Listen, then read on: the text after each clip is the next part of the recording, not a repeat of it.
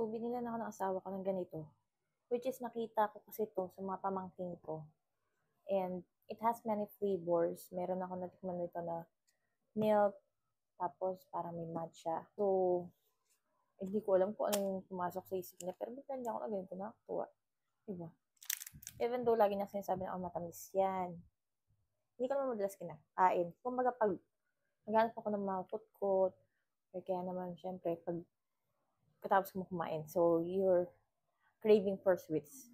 Kaya naman, wishes yung ganito para sa akin. Ang sweet.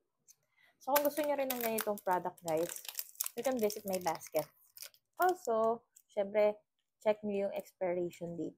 So, kasi pag bumibili ako ng mga items, even may asawa, lagi nang check yung expiration date.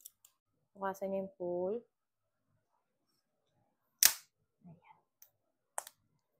Ayan. Ayan. Ayan.